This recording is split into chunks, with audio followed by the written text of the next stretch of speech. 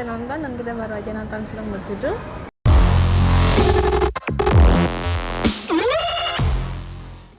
Concrete Utopia. Oke. Satu kata? Panjang. Gila. Kenapa gila? Oh, kayak film ini pace-nya lambat ya untuk menceritakan sebuah pasca bencana alam yang butuh waktu sangat sedikit buat aku kayak berada di situasi dan kondisi itu, kayak benar-benar bikin aku kayak ikut stres, ikut yang kayak apa ya keputusan yang harus aku lakukan, kayak aku baik dan buruk, salah dan benar tuh benar-benar bias yang kayak itu yang ditekankan di film ini. Iya, bikin kayak orang rasa gitu ya. Gila, apapun keputusan kita akan merasa bersalah pada diri sendiri. Semua keputusan kita kayak salah, dan itu bisa bikin aku ikut kayak oh my god, aku gila banget kalau misalnya ini kisah nyata. Gimana kalau misalnya ini pasti kayak mirip nih, maksudnya di belahan dunia mana pasti pernah merasakan hal kayak gini, pasti pernah bimbang antara benar dan salah dalam kayak gila sih, kayak perasaanku tercampur aduk. Gimana perasaannya kalau kita berada di situasi yang baru aja menghadapi pasca bencana. Itu gila. Oh, kepanjangan ya? Kepanjangan. Ya panjang sih, emang 2 jam 15 menit. Apa ya? Yang diangkat emang bagus sih.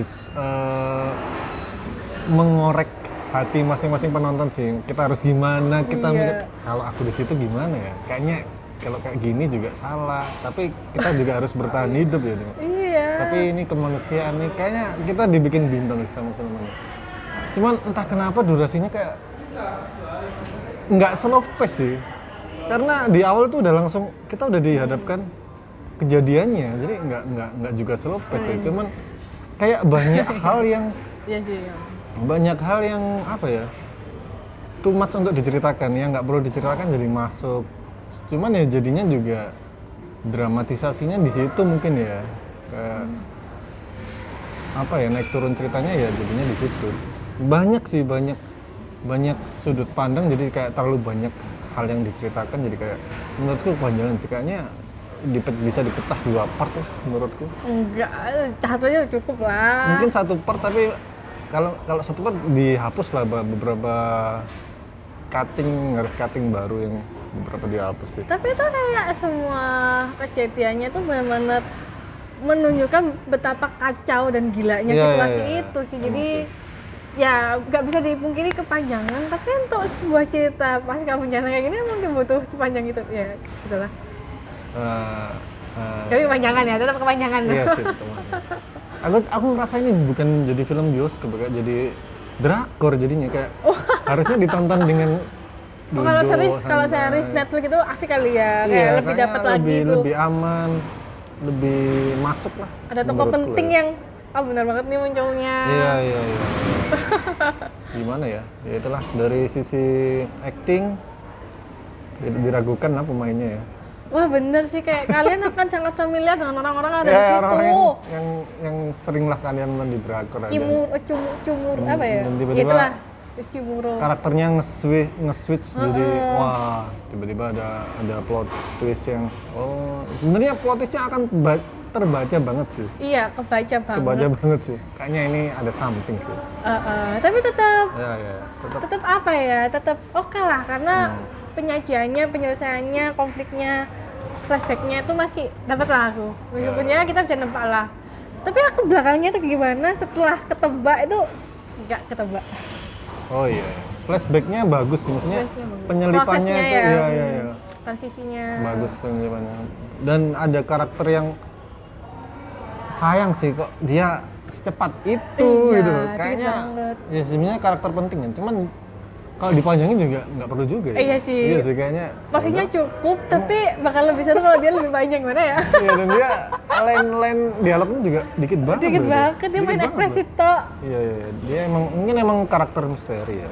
Iya, karakter misteri yang membawa kunci untuk Big Y. Dan mirip juga sama istrinya si tokoh utama lagi.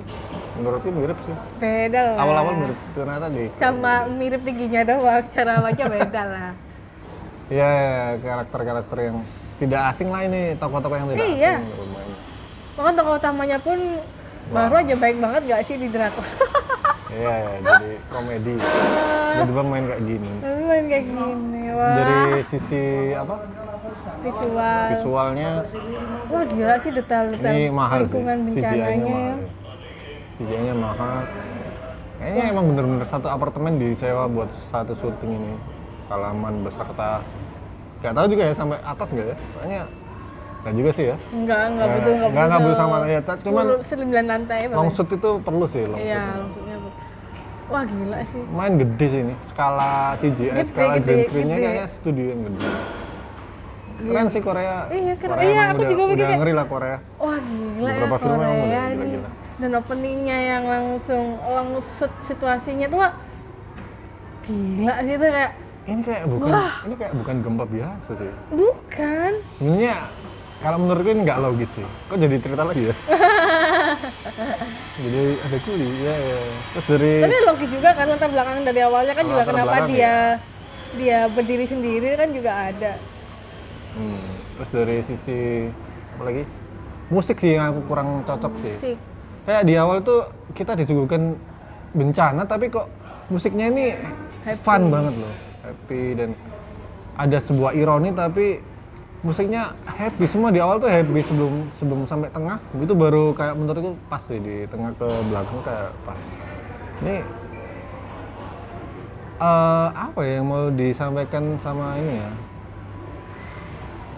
Mungkin inspirasinya Parasite ya karena membuat film apa musiknya ironi cuma Iya.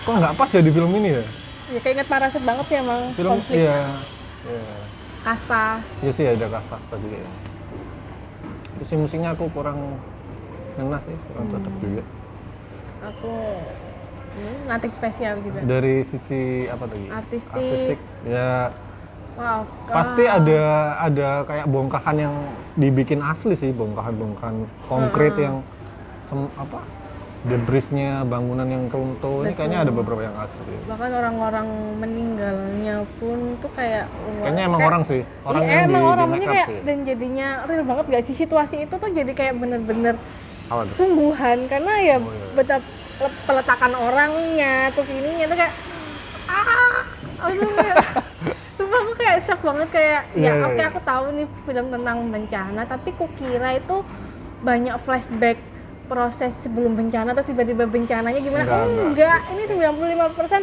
pasca bencana dan itu kayak hah Ini tentang bukan bencana sih, tentang survival sih Survival. jatuhnya, survival dan kemanusiaan lah. Ya yang diangkat itu sih. kemanusiaan Itu kan kita bikin mikir ini kita harus gimana ya kalau di situasi itu gitu loh. aduh bagaimana mereka bertahan hidup ya maaf Jadi ini lagi gitu. cerita lagi Lanjut ke editing. keren sih editingnya Iya, iya, ada CGI-nya, beberapa- transisinya Ya banyak beberapa sih transisi yang keren banget apa? Cutting yang pas sama musik dipasin sama ketegangan intensinya ada di cutting juga itu bermain cukup gede sih cutting. Ya itu sih. Ya, aku so-so lah jadinya bagus kayak nggak sewah itu sih kalau menurutku. ya. gila kalian kalau mau Oke. menambah tingkat bersyukur tonton ini Iya sih, tapi cerita yang diangkat bagus sih. Gimana ya? bagus lah Aku merasa kayak kepanjangan banget ini filmnya.